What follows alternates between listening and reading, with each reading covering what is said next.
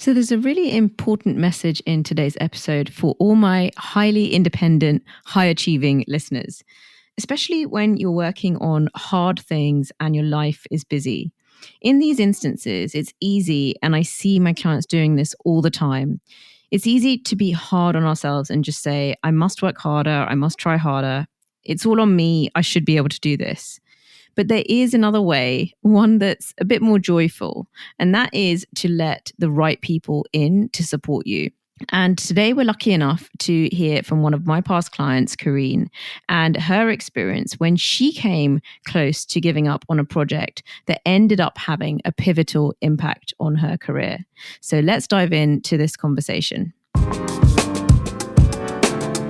This is the Executive Coach podcast with me, Maya Goodker, where I help you tune in to work and lives that feel spacious, successful, and aligned with who you truly are. Having worked with hundreds of leaders, I know that when we're properly supported and with great prioritization and planning, we really can have it all with ease. So let's stop the overwork and dive in. So, Kyrene, would you like to introduce yourself a little bit and tell us and the listeners a little bit more about what you do and give them a picture of what your working life's like? So I'm a social worker and I qualified back in 2011, so 13 years ago now. It's always been a big part of my life, social work, children, young people, and I've always had a passion really for supporting children and their outcomes. So that's what my career's looked like. It's always been within children's services. It's always been within frontline child protection teams, in social work roles, in managerial roles. So that's really what the bulk of my career life has looked like, really.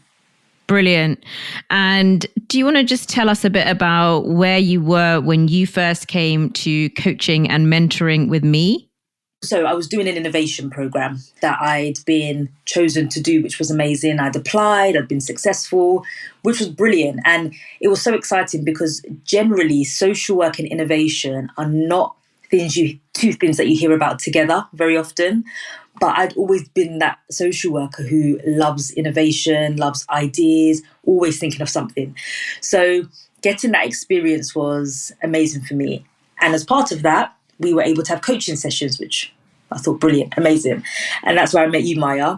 And where I was at that time was I had this idea which I felt was brilliant. I'd kind of had it sorted in my head, but was struggling with, in a way, understanding how I was going to execute it, giving myself the time to really create it in the way it needed to be created, and really struggling with a work-life balance.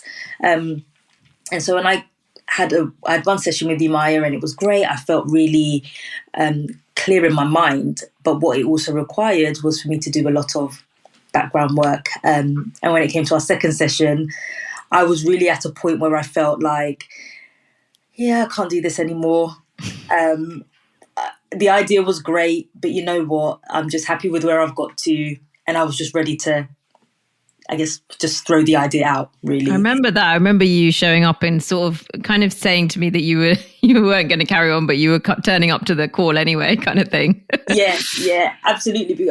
That was the plan. I thought it was about a few days before, and I thought I'm just going to email Maya and say, can we just cancel this session? But then I just thought, you know what? It's been lovely meeting with her. Let me at least have the call and tell Maya over our call that I'm not going ahead. That was absolutely the plan. But it was really different once we had our meeting. I think I was really transparent in just saying, here I am. I'm at a point where, and the next part of the process was for me to create a pitch. So that's what I should have been working on, but I just really hadn't had time. I hadn't had the opportunity. And so that's where I was with you, just saying, Maya, I'm not going to do it. I got this far and that's it. And what was really helpful for me and what allowed me to continue was actually you didn't make a big deal out of it at all. You kind of heard and listened to what I said, but then you were like, okay, let's talk about this. Let's try and put some things together. Let's put something down together. And that was so helpful for me because what it meant is that I was just able to talk to you about my thoughts, what I was thinking, my plans, And you, in a way, were just kind of creating that for me with my own words, my own ideas, but kind of creating that pitch that I had been struggling to put together. So that was so helpful for me. Yeah, sometimes we're just blocked, aren't we? And we I have this quite a bit in coaching, actually, and people say, yeah, you know what, I need to go away and do that. And then I say to them, well, do you really? Do we just should we brainstorm it a bit here? Because sometimes people are processors, right? They like to go away and think, quietly. That's their way of processing. But sometimes we just need somebody alongside us, don't we? And it was your words. It was you were coming up with the inspiration. And I thought it was such an amazing idea that I guess it just needed somebody alongside you to help to unlock it. And then you're a natural born presenter, aren't you? Oh, well, that's the bit I like doing or enjoy doing. So actually being able to do that to you, but also you speak those words back to me was really helpful, because I was also able to hear whoever I was pitching to would be hearing, and it helped me to think about whether that made sense, whether that was the kind of message that I was trying to give as well. So that process was so helpful. That's awesome. And then what happened? What happened with the presentation? I went ahead, I did the presentation, and I got through to the next round of the pitch, which honestly was amazing. And I think I emailed you shortly after, because I just reflected back and was thinking I was genuinely at a point where I was just going to give up and say, I've tried my best and that's it. And then I'd also convinced myself that actually, as long as I do the pitch, it doesn't matter if I get through. The fact that I did the pitch was good enough. So to get through as well that was just amazing for me. And then you guys got to be in a hotel for a week, didn't you? And really house the idea and all that good stuff. Yeah, it was brilliant. So we were away, it was like a boot camp for 5 days where we really kind of honed in on our ideas, spoke about finance, spoke about developing your idea. It was amazing and something that I've never experienced before. So that was great for me. And then for me, it was amazing because we've then been able to circle back and pick up coaching through a slightly different program. How much stuff you may not have appreciated, but how much stuff you've actually then created since. It's just incredible. I mean, just to give listeners an idea of some of the things that you've then got up to since that, I guess you had that time in the innovation program. What sorts of things you've then got off the ground at work? So it was really helpful for me because my idea was very much around supporting social workers with their well-being. That was brilliant. But what the innovation program helped me to think more about was actually, why do social workers, I guess, not prioritise their well-being? Actually, is it sometimes the culture within their teams? Is it not necessarily supported by their managers?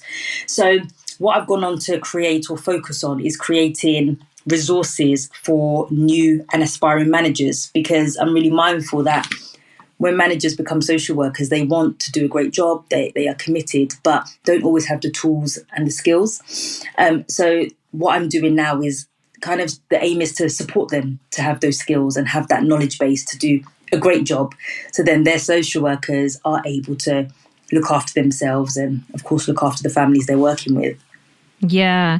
And you've got a podcast? I do as well. So I've got the Social Work Leaders podcast.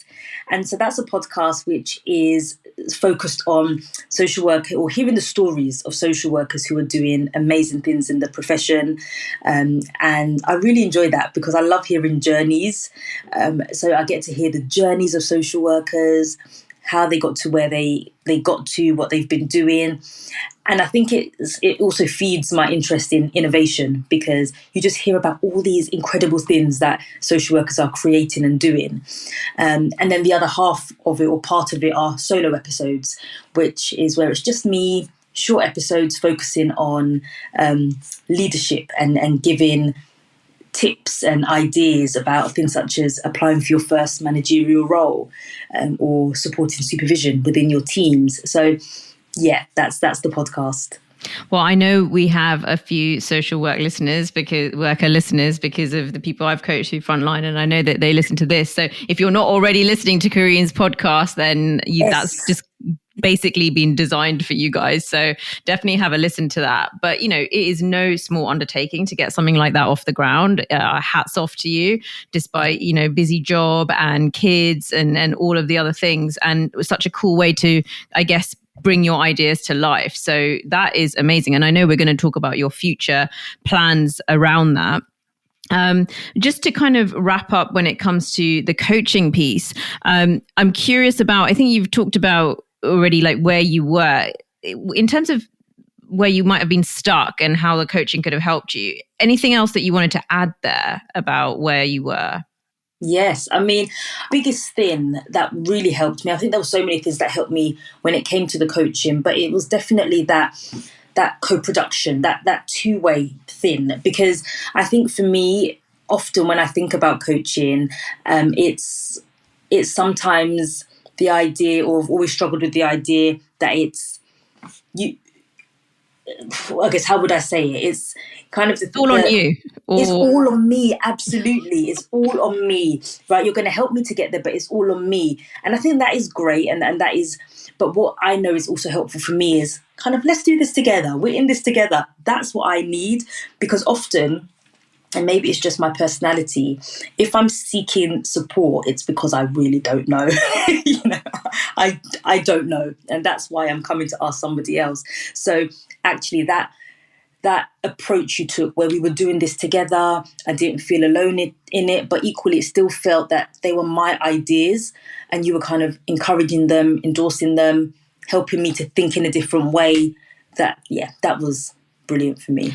I think you've made a really important point. And actually, I was just having supervision recently about this, and about the extent to which it is you versus it is we. And it's something that I definitely get into we, because like you, I know, and I've talked about this on the podcast, that I already do the journaling. I already do the reflection. If I'm bringing stuff to the coaching, then I'm often stuck. And the way to unblock me is to have somebody helping with ideas and just making it feel like something that we're thinking about together. So it's just really interesting to hear that perspective. I'm also curious about what surprised you about the coaching. I know you've mentioned the co-production and how it's not always like that, but is there anything else that surprised you about the process? Yeah, I think what else surprised me, there were quite a few things that surprised me, but that co-production was definitely a big part of it. And also the encouragement of helping me to think a little bit more simply as well. So I realised, or maybe learned about myself, that I can overcomplicate things. And the beauty of the coaching sessions for me were about allowing me to realise that actually something simple can be beautiful, and actually even more beautiful than things that are overly complicated. So that, again, I think was definitely a surprise for me. Yeah, I absolutely do agree. Sometimes with innovation, we think it needs to be like a fancy app. And I've just been having a separate podcast conversation about how sometimes when I hear about the app, I'm already thinking, what are the take-up figures going to be? It's not, it sounds really innovative at the time, but sometimes it's the simplest ideas that people can completely get their heads around, but that haven't been deployed yet, that can be so powerful. And I think that really was the strength of your idea. So thank you for that. We have had a little review of our coaching today, and excitingly, we're going to dive into a bit of coaching today as well, and we're going to put that into a separate episode and then share that separately. So Kyrene, I really appreciate you, pronounced your name wrong, Kyrene, sorry.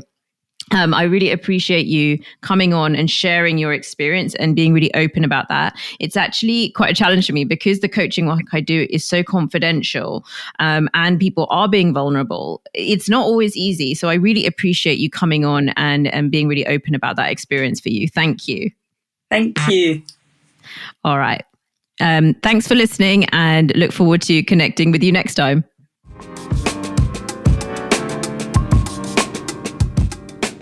Thank you for listening to Life Work with Maya. If you've got to this point, I'm guessing you found it valuable. So do share the link with somebody else who can benefit. In an age of materialism and us trying to stay on top of clutter, what could be nicer than to send a non-clutter digital link to somebody and say, I listened to this and I thought you might love it. What a great way to show your care and consideration for them. If you haven't left a review, now is the time, and make sure that you are subscribed on Spotify or you're following along on Apple Podcasts. And if you really want to help the show grow, then do share the link on IG stories, Instagram stories, or reshare or discuss your thoughts with my LinkedIn posts. You can find me on LinkedIn and Instagram. Do feel free to send me messages there. I love having dialogue with my listeners, and the links to those handles are in the show notes. Thanks for listening, and I look forward to connecting with you next time. Bye-bye.